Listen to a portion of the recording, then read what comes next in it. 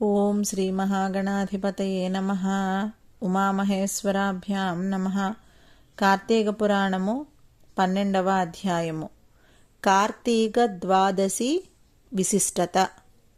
వశిష్ఠుడు జనక మహారాజా, కార్తీక మాసంలో చేయవలసిన విధులను, వాటి గొప్పదనాలను, ఆరాధనలను, ఉత్సవాలను, దానధర్మాలను అత్యంత గొప్పవని వివరించాను.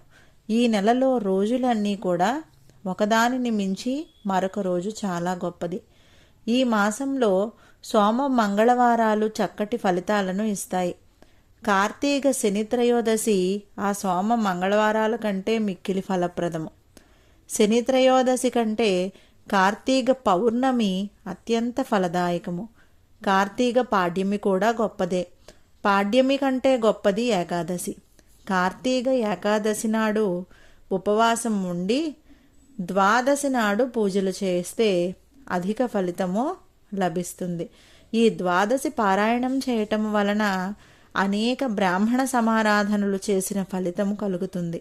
అంతేగాక గంగానది ఒడ్డున గ్రహణము వచ్చిన రోజు అనేక వేల మంది బ్రాహ్మణులకు సంతర్పణ చేసిన ఫలితం కూడా సిద్ధిస్తుంది. ఎప్పుడండి?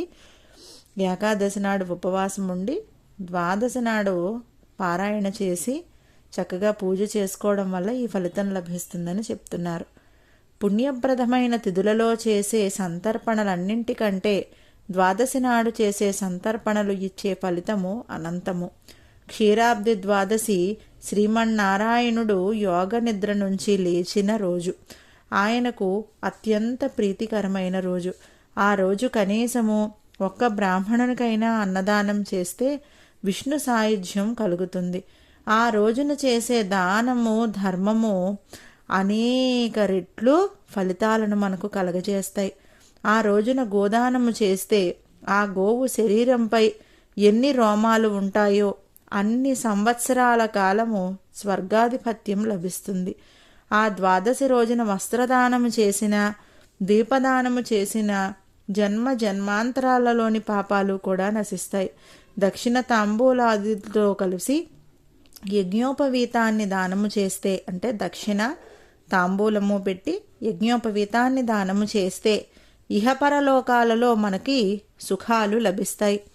తులసిని గాని సాలగ్రామాన్ని గాని దానము చేస్తే 4 సముద్రాల చేత చుట్టబడిన భూమినంతటినీ కూడా దానం చేసిన సత్ఫలితము లభిస్తుంది. రాజర్షి, దీనిని సంబంధించిన ఒక ఇతిహాసమును వినిపిస్తాను. రాజర్షి అంటే ఎవరండి? జనక మహారాజు. జనక మహారాజా, దీనికి సంబంధించిన ఒక చిన్న ఇతిహాసాన్ని వినిపిస్తాను, వినమని చెప్పి వశిష్ఠ మహర్షి చెప్తున్నారట. సావధాన మనస్కుడవై విను అంటే మనము వినడానికి మనస్సును సిద్ధం చేసుకొని ఆ కథను వినమని చెప్తున్నారు.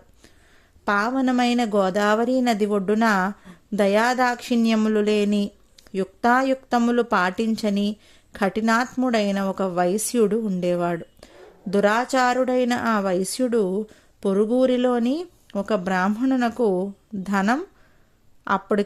అప్పుడు ధనము అప్పుగా ఇచ్చాడట. చెప్పిన సమయానికి బ్రాహ్మణుడు డబ్బు చెల్లించకపోయాడు. ఈ వైశ్యుడు అతని వద్దకు వెళ్ళి ధనమును ఇమ్మని నిర్బంధపెట్టాడు. ఆ బ్రాహ్మణుడు మరికొంత కాలము గడువు ఇమ్మని అడిగాడు. అప్పు తీర్చనివాడు కల్పాంతరం వరకు నరకంలో పడి కొట్టుకుంటాడు కనుక జంతువుగానైనా పుట్టి నీ అప్పు తీరుస్తానని అన్నాడు అతను. ఆ మాటలకు కోపగించుకున్న వైశ్యుడు, ఈ జన్మలో నా రుణము తీర్చావు గాని మరుసటి జన్మలో తీరుస్తానంటావా అని అతనిని ఈసడించుకుంటూ కోపంతో కత్తితో పొడిచి ఆ బ్రాహ్మణుని చంపాడు. కానీ జరిగిన దానికి తనను రాజభటులు పట్టుకుంటారేమోనని భయపడి తన ఊరికి తిరిగి పారిపోయాడు. కాలం గడిచిపోయింది. ఆ యుద్ధాయము వైశ్యుని యొక్క ఆయుర్ధాయము తీరిపోయి అతను కూడా మరణించాడు. యమభటులు వచ్చి ఆ వైశ్యుని తీసుకొని వెళ్ళి నరకకూపంలో పడవేసి చిత్రహింసలు పెడుతున్నారు. కఠినాత్ముడైన వైశ్యునికి ధర్మవీరుడు అనే దయామయుడైన కుమారుడు ఉన్నాడు. ధర్మవీరుడు తండ్రి వలే కాక దాన ధర్మాలు చేస్తూ బీదసాదలను ఆదరిస్తూ మంచి పేరు తెచ్చుకున్నాడు. త్రిలోక సంచారం చేస్తున్న నారదుడు ఒకరోజు ధర్మవీరుని యొక్క గ్రామానికి వచ్చి అతని ఇంటికి వచ్చాడు.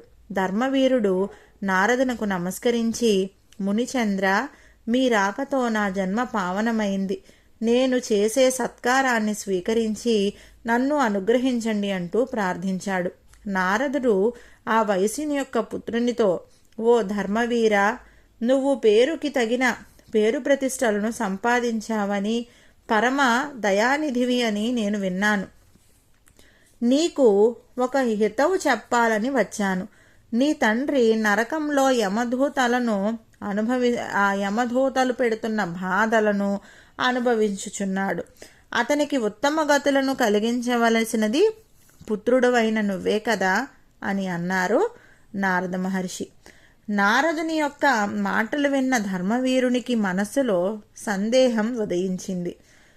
అది గమనించిన నారదుడు, ధర్మవీర, అంతటి మహాపాపాత్ముడికి నీ వంటి కుమారుడు ఎలా కడిగాడో అని అనుకుంటూ ఈ విధంగా చెప్తున్నారట. అంతటి మహాపాపాత్ముడికి మేలు ఎలా కలుగుతుంది, అసలు కలుగుతుందా అని నీవు సందేహించకు. ఇది కార్తీక మాసము. ఈ మాసంలో ద్వాదశి నాడు సాలగ్రామాన్ని దానము చెయ్యి. నీ తండ్రికి నరక బాధలు తప్పుతాయి అని చెప్పాడు. అప్పుడు ధర్మవీరుడు చేతులు జోడించి నమస్కరించి, ఓ నారద మునీంద్ర, గోవులో, భూములలో, అన్నవస్త్రాలలో, నువ్వులలో, బంగారము దానం చేస్తే పుణ్యం లభిస్తుంది అంటారు కదా. మరి సాలగ్రామ శిలను దానం చేస్తే అంత మంచి ఫలితము ఎలా లభిస్తుంది అంటారు?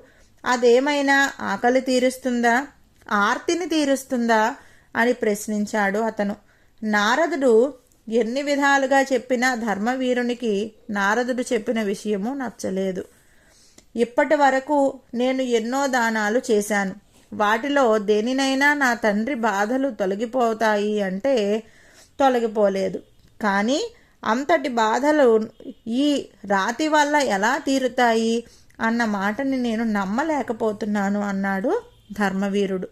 నారదునితో చేసేది లేక నారదుడు అక్కడ నుంచి ఇంకా నారదుడు చెప్పిన మాటలు అతడు వినడు అనే ఉద్దేశంతో నారద మహర్షి అక్కడ నుంచి వెళ్ళిపోయాడు. ఆయుర్దాయం తీరడంతో ధర్మవీరుడు కూడా మరణించాడు.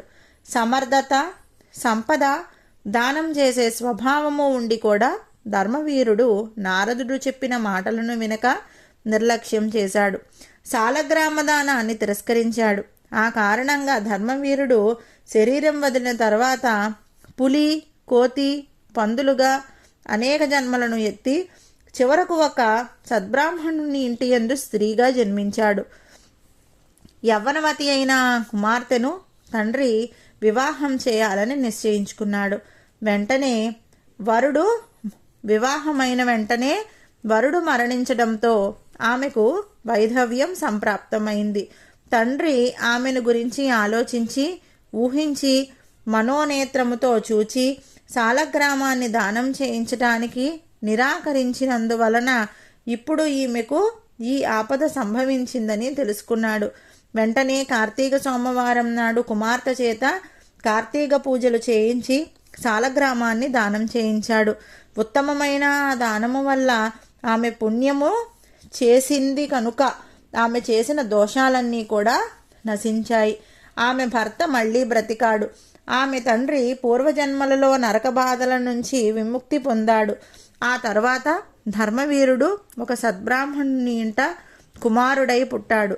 ప్రతి కార్తీక మాసంలోనూ నిష్ఠాగనిష్ఠుడైన సాలగ్రామదానము చేస్తూ పుణ్య సంపన్నుడై చివరకు ముక్తిని పొందాడు అని చెప్పారు. యోగ్యత, అర్హత, అవకాశము వచ్చినప్పుడు వాటిని సద్వినియోగం చేసుకోవాలి. పెద్దల హితవును ఎన్నడూ తిరస్కరించకూడదు. వక్తా శ్రోతా చ దుర్లభ అంటుంది ఉపనిషత్తు. మంచి మాట చెప్పేవాడు దొరకడమే ఈ రోజులలో చాలా కష్టం. ఒకవేళ చెప్పేవాడు దొరికినా వినేవాడు కూడా దొరకడం అంతకన్నా అన్న విషయాన్ని సూచిస్తోంది ధర్మవీరుని యొక్క కథ. కాబట్టి మనందరిమీ కూడా ఎవరైనా మంచి మాటలను చెప్తే వింటూ మనకి తోచిన మంచి మాటలను నలుగురికి చెప్తూ చక్కగా తోచిన పుణ్యాన్ని చేసుకుంటూ సద్జీవనం గడపాలని ఆశిస్తూ ఇంతటితో కార్తీక పురాణము 12వ రోజు పారాయణము సమాప్తము.